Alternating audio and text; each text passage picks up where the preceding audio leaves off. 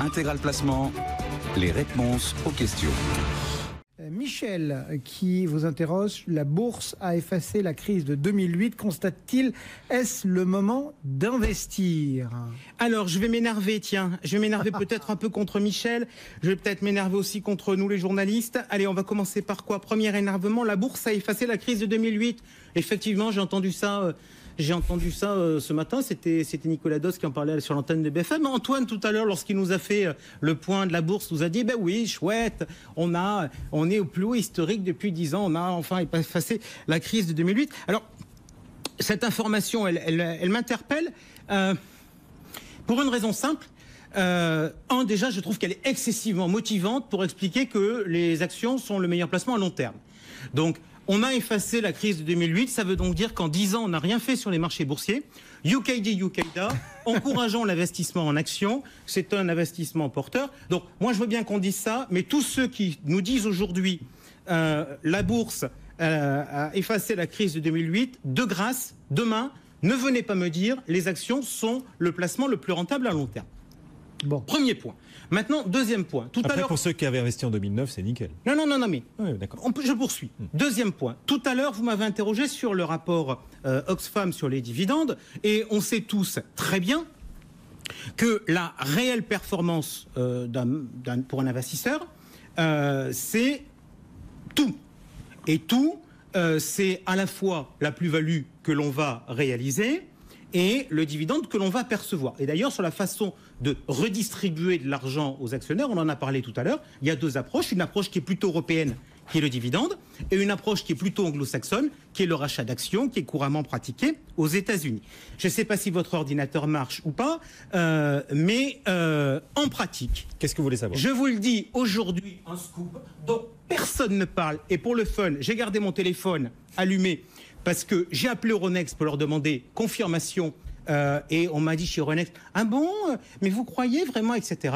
Eh bien, je vous le dis, l'information du jour, c'est que la bourse, si l'on prend l'indice CAC dividende réinvesti, qui mesure réellement la performance de la bourse, est aujourd'hui à son plus haut historique. Et c'était déjà le cas hier, et je suis désolé de mettre un peu de grain de sable dans votre démonstration, mais je l'ai dit chez Guillaume Paul dans le Rach hier. Eh bien, c'est le record de toute façon, il existait sur les dividendes réinvestis. Et je trouve absolument effarant, je dis bien effarant, que Euronext, qui prétend s'intéresser à l'actionnariat individuel et vouloir attirer les Français sur les marchés, n'ait pas fait la moindre communication sur le sujet. Aujourd'hui, on est encore au plus haut historique. On est à 14 467. Donc, on a 67. Donc, là-dessus, c'est assez intéressant. Parce qu'en fait, on a un vrai problème de place. C'est qu'on passe notre temps à commenter, nous, journalistes, un indice qui est le CAC 40, oui, qui est un non-sens. Non, Cédric. Pardon de vous dire ça. Le CAC 40 n'est plus... dire quoi? C'est celui qui est publié, hélas, par Euronext. Non, mais qui publie également l'autre. Aujourd'hui, le CAC 40 n'est plus la référence des fonds de marché, des fonds de gestion d'actifs. Pourquoi? Parce que l'AMF impose que l'on travaille sur des indices réinvestis. Donc, quand vous avez une SICAV, il ne faut pas comparer une SICAV au CAC 40, il faut comparer la SICAV aux dividendes réinvestis. Le CAC 40, il sert pour les futurs et il sert pour les options.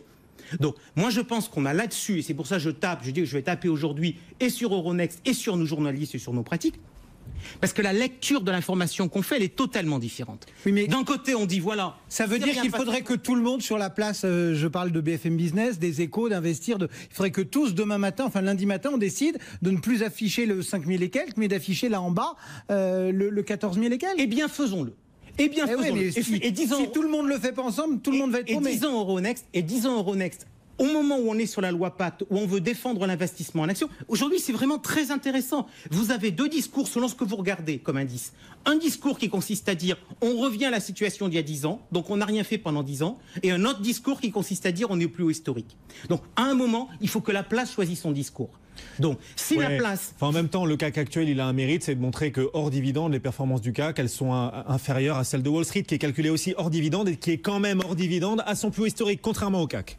Eh oui. Je vous adore, Guillaume, mais là-dessus, si vous voulez, pardon pour nos éditeurs... Il n'y a que le DAX qui est dividende réinvesti, c'est le seul. Pardon pour nos auditeurs qui ne sont pas des techniciens, on va faire 2 secondes un peu de technique. Quand vous avez une stratégie de redistribution aux actionnaires via des dividendes, ça n'a pas d'indice, ça n'a pas d'impact sur un indice dit nu, c'est-à-dire qui ne prend pas en compte les dividendes. Quand vous avez à Wall Street des entreprises comme Apple, etc., qui font des rachats de titres, qu'est-ce que ça a comme impact? Ça a comme impact une remontée des cours. Donc, autrement dit, dans un cas, en Europe, on redistribue de l'argent aux actionnaires, ça n'a pas d'impact sur l'indice. Et aux États-Unis, on redistribue de l'argent aux actionnaires et ça a un impact sur l'indice parce que ça fait monter les cours. Votre démonstration qui consiste à dire « je vais comparer un indice nul le CAC 40 et un indice nul le Dow Jones », elle n'est pas pertinente. Donc, la seule comparaison qui a du sens, c'est des indices dividendes réinvestis des deux côtés.